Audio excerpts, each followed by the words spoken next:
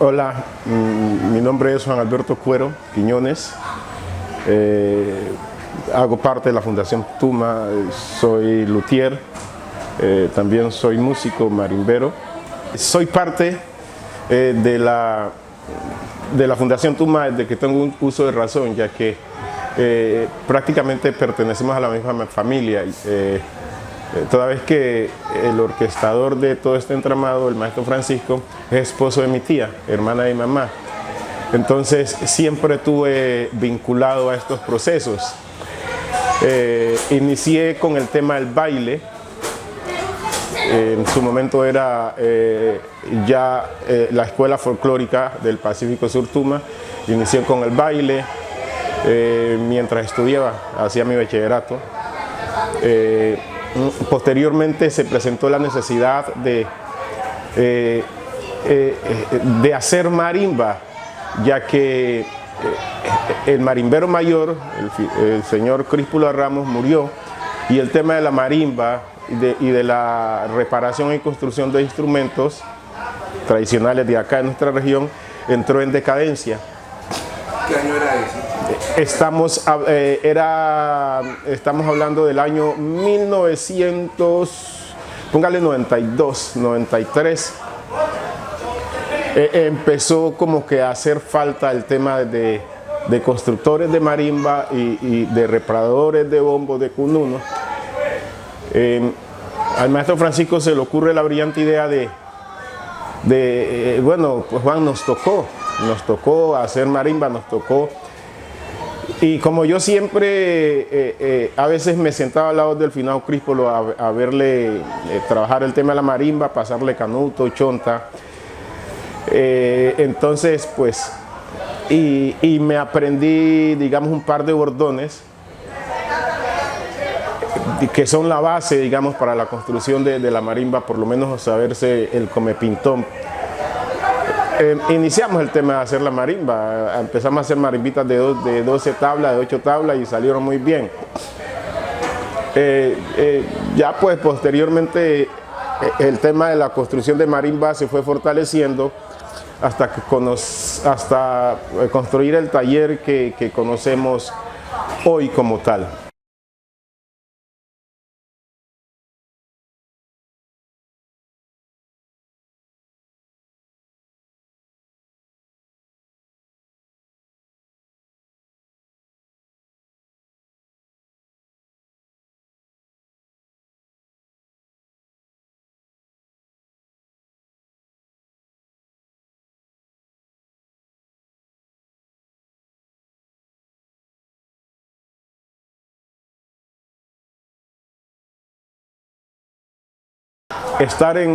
Pertenecer a la Fundación Tuma siempre ha representado como que un gran desafío, porque en el tema, ya que la Fundación persigue, digamos, esa dinamización social de la cultura y ese relevo generacional. Entonces hemos tenido que asumir de profesores o formadores, toda vez que los muchachos pues necesitan una guía para el tema de la preservación de los saberes ancestrales desde el disfrute. Sí, nada es obligado, además el arte no se obliga, ese tiene que nacer de manera natural, espontánea. Como organización hemos incluso aportado mucho a lo que hoy se conoce como la música marimba actual. Hemos aportado mucho porque ya no había marimberos en Tumaco. Una vez murió el finado Críspulo, murió Juan, ya no había marimberos en Tumaco.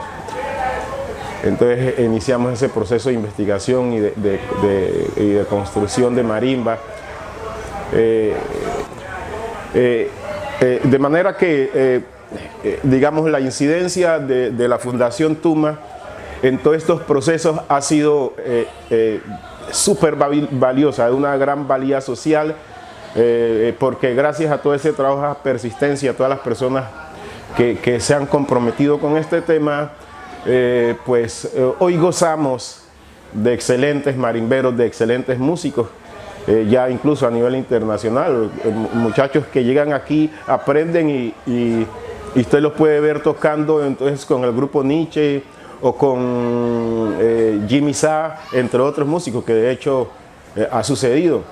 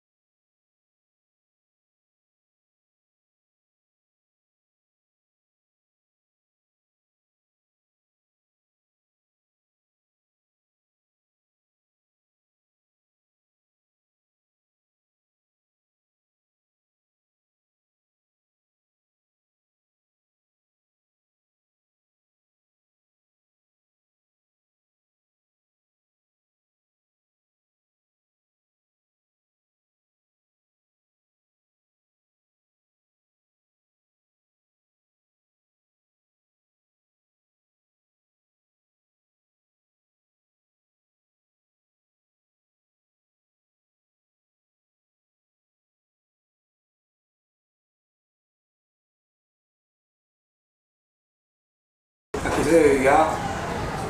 ¿Han reconocido o saben qué fue? ¿Por qué hubo ese bajón en la interpretación, en la conservación, en la permanencia de los saberes tradicionales musicales de la región en esa época? ¿Por qué declinó tanto la interpretación de marimba? Me imagino que las danzas y las músicas igual. ¿Qué pasó?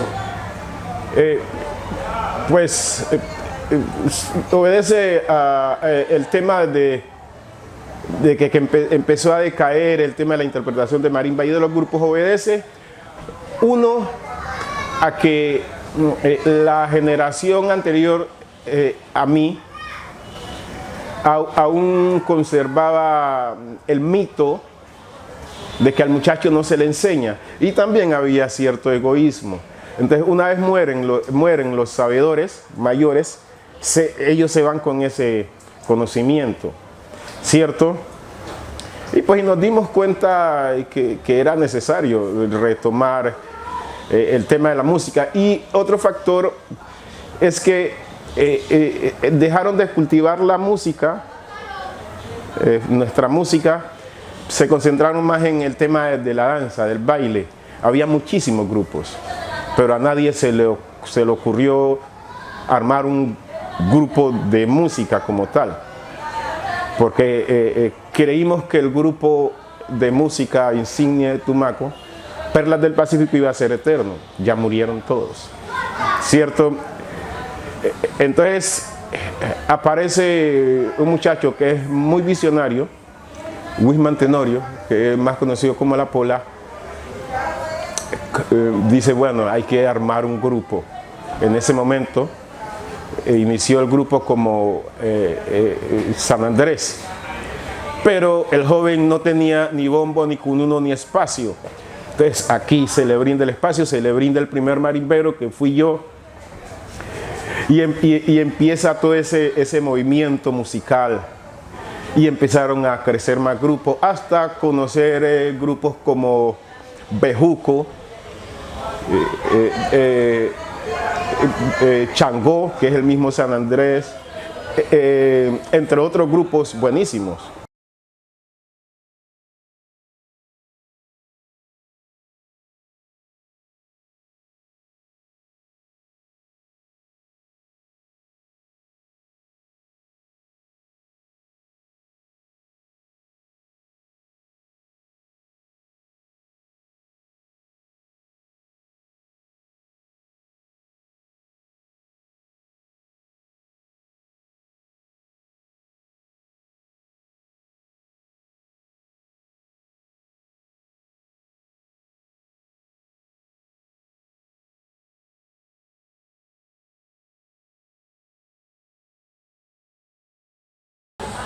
Entonces, ese ha sido, digamos, el aporte que ha hecho la Fundación Tuma a lo largo de su trayectoria a Tumaco como tal. Además, a través de la música, ¿qué más nos enseña la Fundación? ¿Qué viene además de la música, o como vehículo, o con la música, acompañado de la música, o como vehículo, a través de la música? ¿Qué van a enseñar los muchachos? En los paisajes sonoros que estudiamos, que preservamos, que inculcamos, pues nos enseñan también otros valores. En primera instancia, el tema de la construcción de paz, de sana convivencia. Un joven que hace arte, pues por lo general no hace daño, porque digamos, entre todas las dimensiones del arte o las funciones del arte está precisamente esa función social, esa función histórica. A través de la música contamos la historia, narramos y también soñamos lo que podría ser en el futuro. Es un joven que fácilmente, si anda en malos pasos, fácilmente se desconecta de esos malos pasos. Una mente ocupada no tiene cabida para hacer daño. Entonces, yo creo que le hemos contribuido muchísimo a la construcción de paz. Y hay un detalle súper interesante que, infortunadamente, en los barrios los muchachos se dejan corromper incluso por la droga, y lo que es peor, por grupos al margen de la ley. En este barrio no ha ocurrido. Además, bueno, aunque tenemos impacto en otros barrios, pero la sede central es esta, ¿cierto? Y la mayoría de los muchachos tocan, y los muchachos no se han dejado afectar por esos temas, por la violencia. Y yo creo que es precisamente por todo lo que irradia la Fundación Tuma en sus alrededores, y especialmente en este espacio como tal. ¿Cómo, ahorita me mencionaste los nombres que ha tenido por los avatares que ha usado la Fundación? Primero fue Plan Padrino. Sí, el tema, digamos, o la trayectoria del maestro Francisco, en este caso sí tengo que mencionarlo. Inicia con Plan Padrinos. Él era un joven de la comba, ¿cierto? Y necesitaba, pues, dentro de su función social de Plan Padrino, pues, estaba pues en crear grupos para mantener a los jóvenes ocupados, ¿cierto? Entonces se le ocurre pues el tema de un grupo de danza, y lo llaman al maestro Francisco. Además de otros grupos que tenía, porque también había de deporte, de fútbol, de basquetbol, y el tema en cuanto a la recreación o la danza como tal se encargó el maestro Francisco. Posterior a ello, el maestro Francisco crea el grupo Raíces, ¿cierto? Ya los muchachos ya más jóvenes pues buscan su independencia, su emancipación. Unos van y forman el grupo Manglaria, otros forman otros grupos. Entonces el maestro se le ocurre, pues esto tiene que seguir. Se crea el grupo Tuma. Sí, incluso ahora mismo estoy viendo la foto allí. Se crea el grupo Tuma. Y desde allí se empezó a trabajar, pero ya digamos la visión y la misión del grupo Tuma fue creciendo exponencialmente hasta que ya empezamos a pensarnos como escuela. Entonces, Escuela Folclórica del Pacífico Sur Tuma, hasta ahora que fue necesario constituirnos en fundación debido pues a la función social que estamos prestando y digamos en términos legales, yo creo que, y desde el servicio que prestamos, yo creo que fundación era digamos la categorización precisa para nominarnos en ese sentido. De escuela fundación cambió la vocación del espacio, del ente, de Casa Tuma, de esta casa.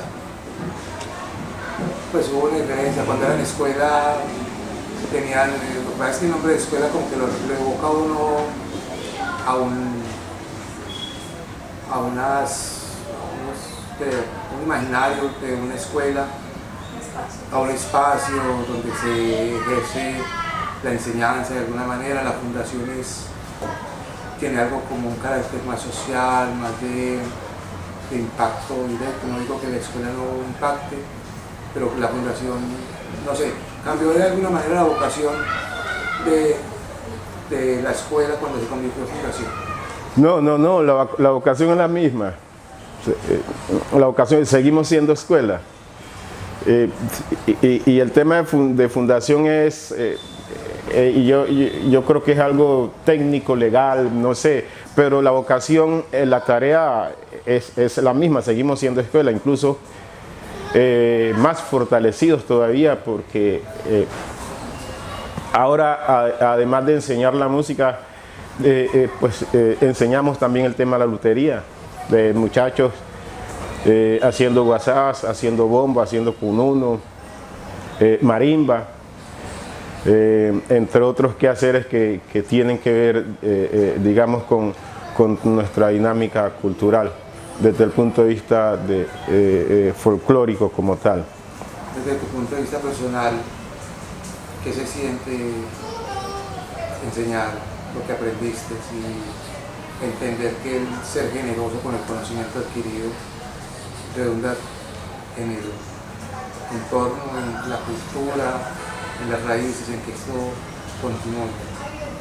¿Cómo te sentís vos al enseñar eso? En la medida en que nosotros podamos aportar desde nuestras competencias, desde nuestros saberes, pues yo creo que eso es lo que nos hace seres humanos y nos hace plenos. Es decir, yo me siento orgulloso, modestia aparte, cuando, por ejemplo, veo que un muchacho está tocando por allí, o que mire maestro esta marimba, mire maestro este guasá, y así, muy bien mijo, hágale. Y yo creo que y la sensación que me produce es de más compromiso. Bueno, lo estamos haciendo, lo estamos logrando. Yo creo que estamos dando buenos pasos para la construcción de una sociedad que Tumaco, que Colombia, que el mundo necesita. ¿Cuál te sueño sería el mayor aporte que puede hacer o que está haciendo la Fundación Tumaco? Yo creo que el tema de la preservación de los saberes ancestrales, el tema de la preservación de la cultura, aunque obviamente sabemos que la cultura es dinámica, la cultura cambia, pero a su propio ritmo, ¿cierto? Tiene que haber gente que siga contando la historia. porque eso es, digamos, porque a través de la historia es que conservamos la identidad, y cuando un pueblo que tiene identidad, pues es un pueblo que se proyecta, es un joven que tiene autoestima, un joven que mañana con facilidad puede ir a la ciudad de Bogotá, a cualquier universidad, y se percibe y se concibe como afrodescendiente, y respeta y se respeta. En la medida en que uno se quiere, se valora, obviamente respeta y valora a los demás.